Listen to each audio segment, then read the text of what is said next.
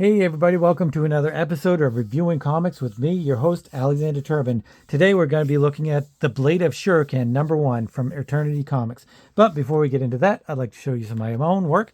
This is Random Access. It's a full-size, sometimes full color. I'm going to be going back to it. I know I've said that for the last few months, but I'm going back to color, and I'm pretty excited about that. But it's 12 pages, and it's full-size comic, and it has backup stories by Christopher Knox and Paul Courtjohn.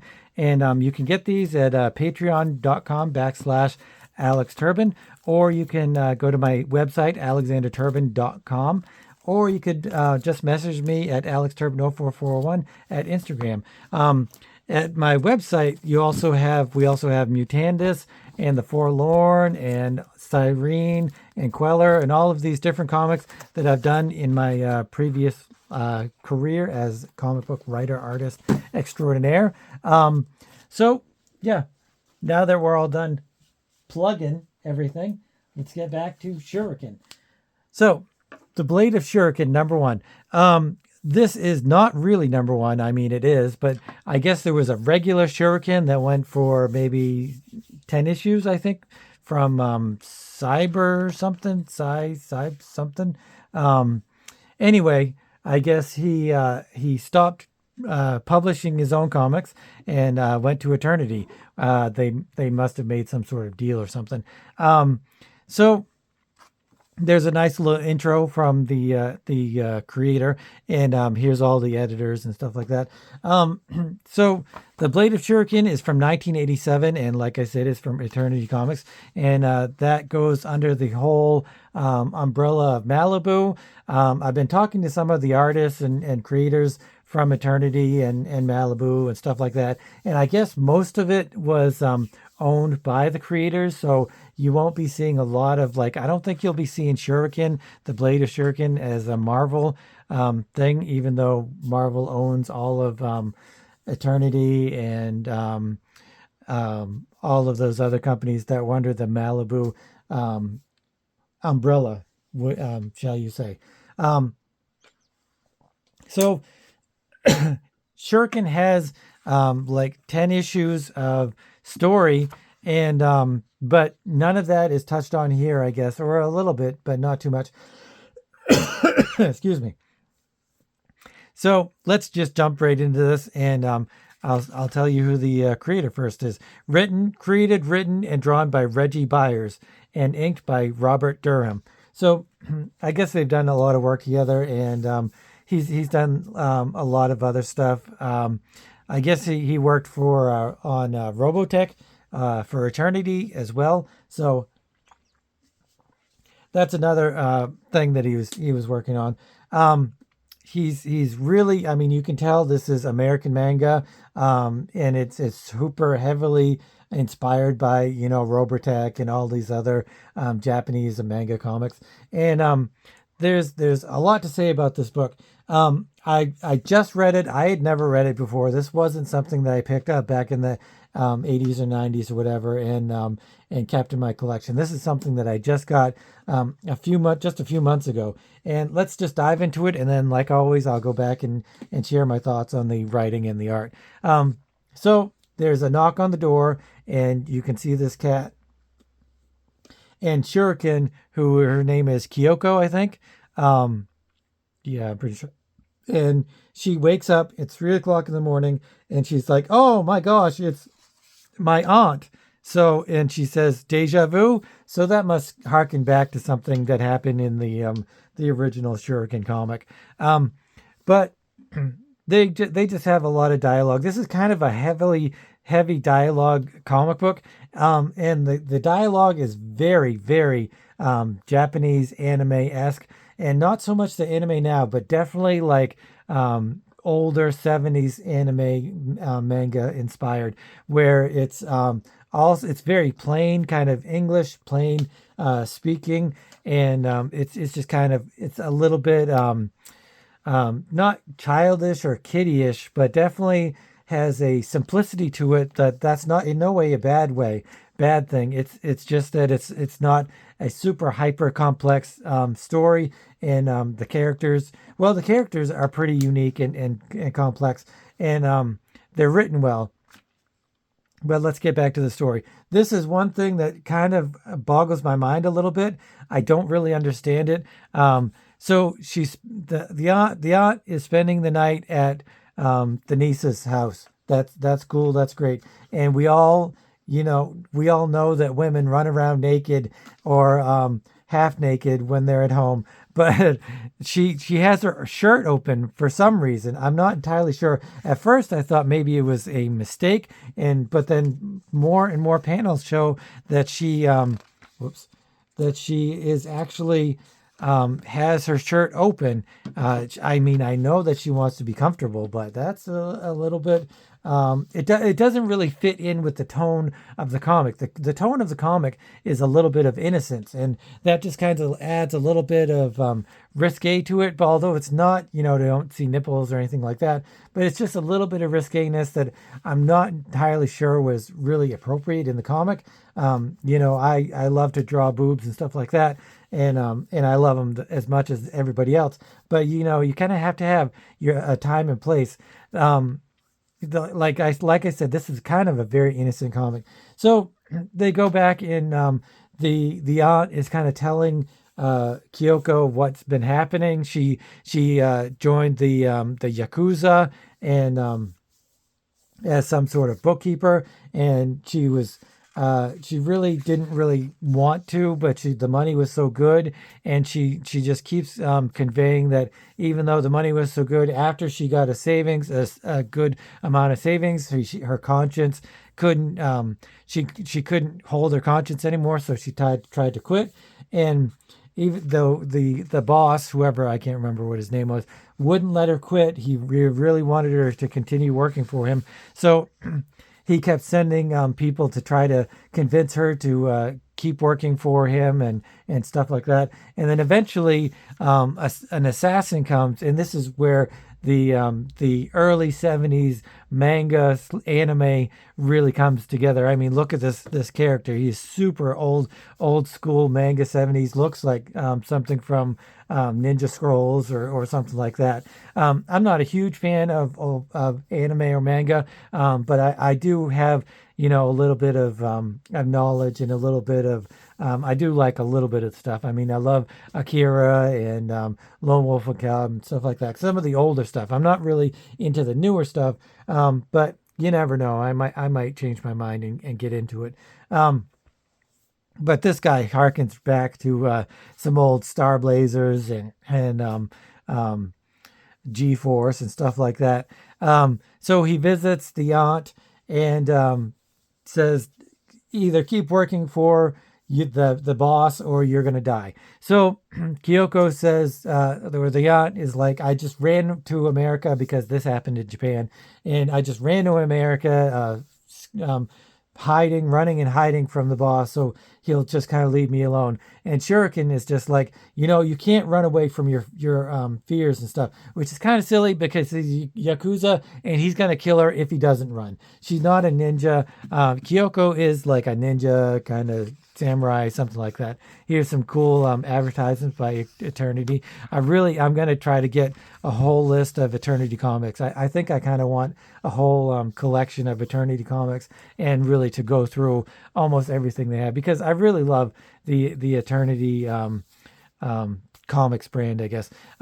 So it's the next day, the next morning, and the aunt is in the backyard of Kyoko's uh, garden, her Japanese garden, and she's really kind of admiring the Japanese aesthetic. And you see this, and it really harkens back to Kill Bill when they're fighting in the at the top. I think it's the top of a building. I'm pretty sure it's the top of a skyscraper where um, they fight in the Japanese garden, and all you hear is the clinking of the waterfall and stuff. And then Shuriken shows us her new costume. So it's one of those you got to have a new costume every time there's a number one stuff thing. So he really is into this whole cliche comic book thing where new costume stuff like that. And not only that, but she describes her costume in length, where the next page she's actually talking about how instead of 8 shurikens she had on her old costume, she now has 6 on each leg. So I guess she has six shuriken, and she has nunchaku and stuff like that. Here's the cat again. It's really cool to have a little critter or something that you can have in the foreground to kind of add a little bit of credibility to stuff. So she goes somewhere. I can't remember where she goes. And the aunt is going to go in the backyard and enjoy the Japanese garden and try to figure out what she wants to do with her predicament. When the death, what's he call himself? He just keeps calling himself, "I am your death."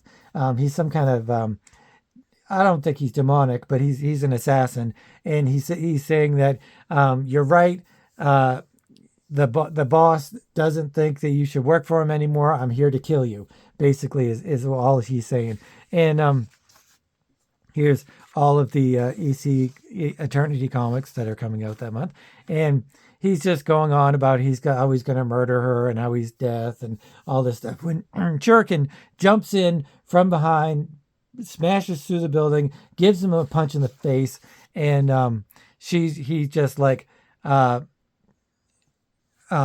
before you die, girl, tell me your name. You are either reckless or a fool or both. No one strikes Supreme Death, that's his name, Supreme Death, and lives. It would I would at least know who it was,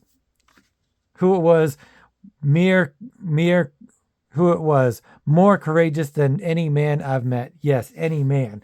So then she whips out a shuriken and starts throwing it at him, and he just kind of blocks it with his scythe because he has a cool looking scythe now. And they just kind of battle back and forth for a few seconds. He gets her a little bit, but it's just like a little scrape.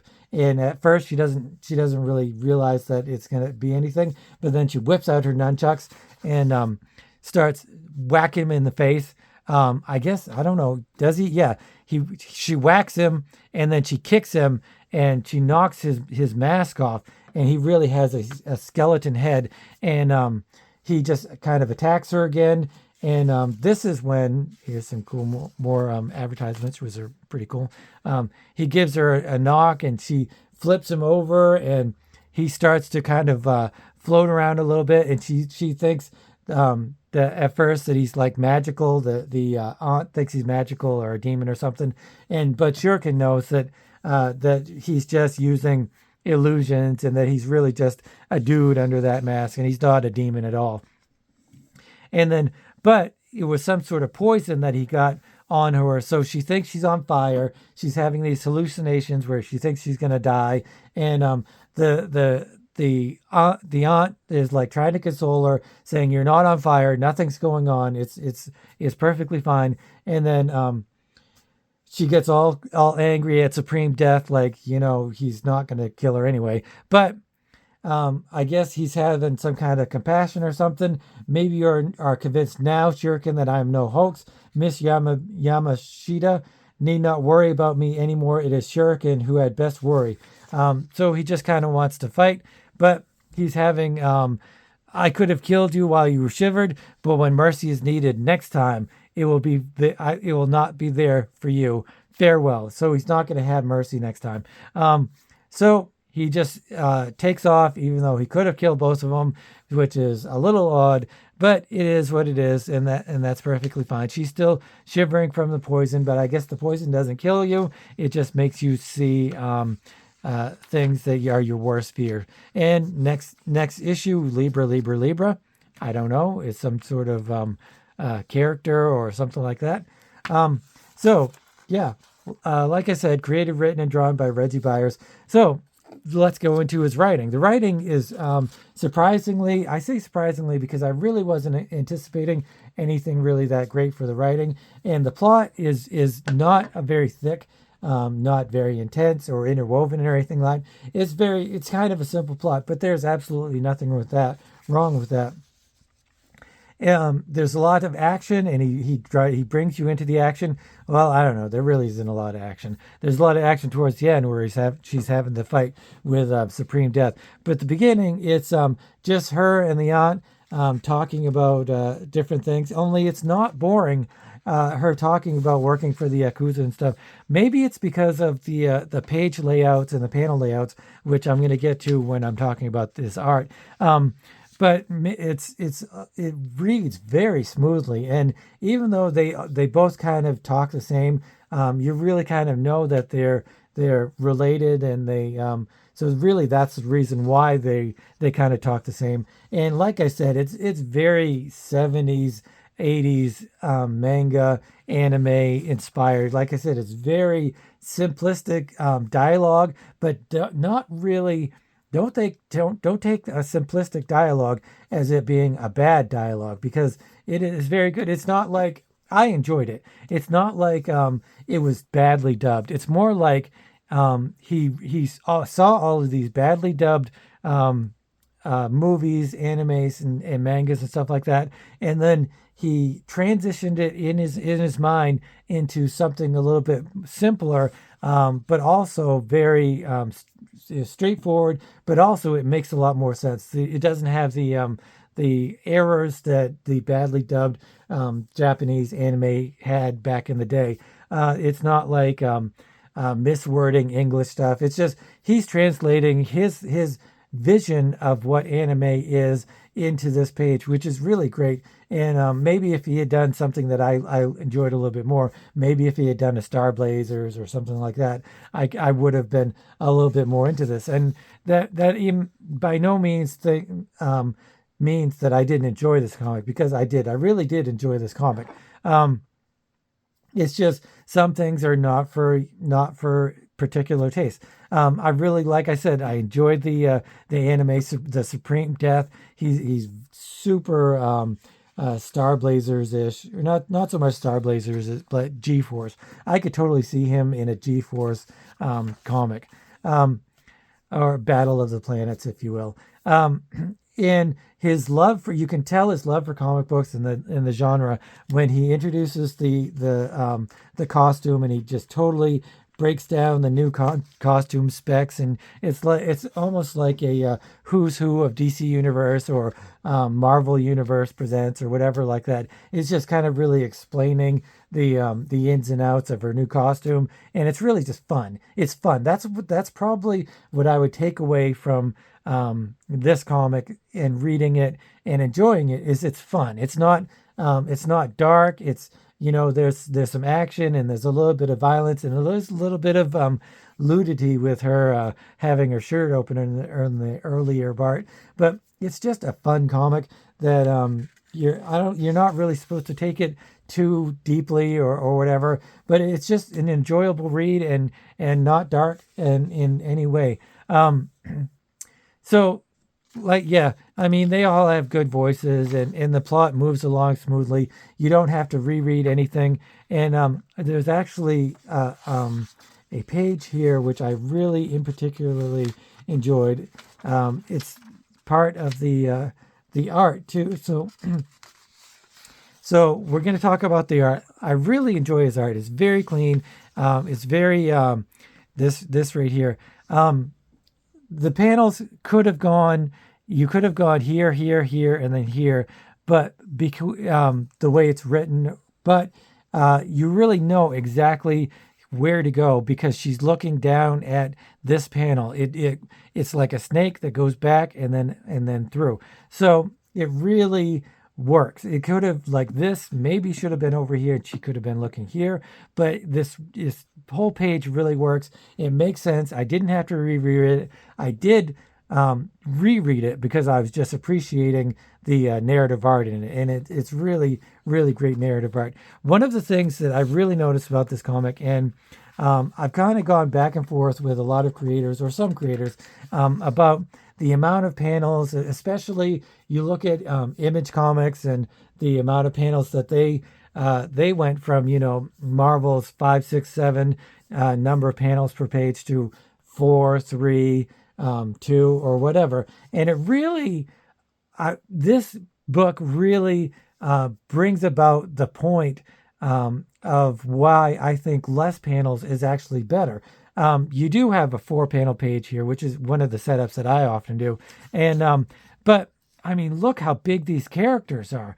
And everything is so big and in your face, and it in your face in a good way. Like it's so easily readable, it's so easily enjoyable. You get to really see the art and everything. You see these big profile faces or full face views, and really I love this 3 panel page or 4 panel page or 5 panel page. He does add more panels when he wants to add more information and more things happening. And another thing is the management of time. The amount of panels is a lot of the management of time. When you have only a few panels, you've got a longer period of time or a shorter period of time. In this case, I think it's a combination of the both. I mean, you have the dialogue, but you also have they're just kind of hanging out and relaxing and enjoying each other's company and conveying as much information as they could.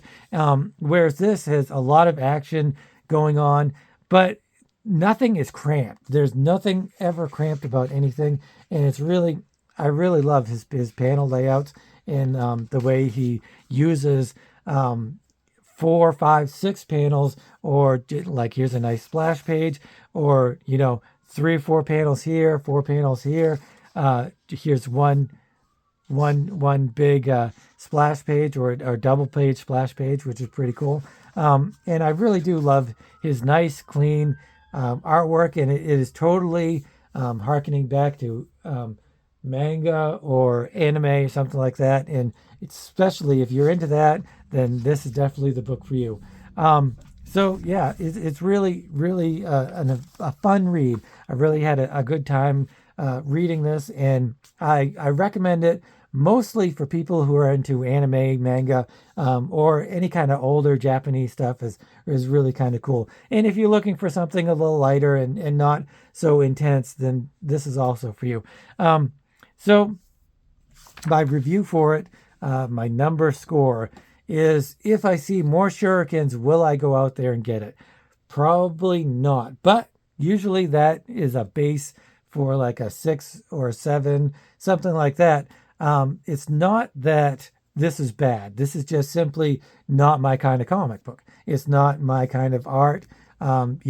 I have certain tastes. Everybody has certain tastes. It's not bad. It's actually really, really great as far as artistically it's concerned. It's just simply not for me. I mean, it's kind of like Led Zeppelin. I'm not a huge Led Zeppelin fan, but anybody can with an ear can realize that they're a good band and they deserve all of the accolades they get. So he's a good artist, and I really truly appreciate his art. It's just simply not for me, but I can see why it would be for many, many other people. And it's really, like I said, it's a fun read. So even though I'm not going to go out there looking for more Shuriken, and actually, you know what? If I see him in the dollar bin, I'll grab more Shuriken because I kind of, want to have as much eternity as I can in my life. So I'm going to take that back a little bit. I'm not going to actively hunt and seek stuff like, look, I'm not going to go to eBay and, hunt Shuriken, the first series, or Shuriken number 2 or 3 or whatever. But at the same time, if I see it in the wild for $1, I'm going to buy it. So I'm going to give this an 8. I know I've said a lot of really great things about this, and I stand by that. I'm going to give it an 8.5. I could easily go to 9 because it's very well put together and very easy reading. But at the same time, it doesn't stir my soul. Maybe that's one of the things that kind of I feel elevates a comic book to be like a 9 or a 10 or something like that. It's got to stir your soul. It's got to stir your imagination. It's got to stir your emotions. You've got to feel something really intense afterwards. And I really don't. It was a fun read, like I've said before, but I'm not, I'm not stirred. I'm not moved. And either and it wasn't hilariously funny. There were some quirky funny parts, but I didn't laugh out loud at it, so it wasn't really a comedy. So I'm gonna have to give this an 8.5, or maybe an 8. I'm gonna give this an 8. So there you go. That's the debate in my head for the reviews of these comics, pretty much. So I'm giving this an 8. The Blade of Shuriken by what's his name again? Reggie Byers. So if you're into this kind of stuff, I would definitely pick it up. If you're not into that kind of stuff, I might skip it. So if you like this kind of content, please consider subscribing and hitting the notification bell, and giving me a thumbs up if you like this kind of stuff. So Shuriken, Blade of Shuriken, #1, 1987 from Eternity Comics. And thank you a lot for watching, and I appreciate you, and keep on creating.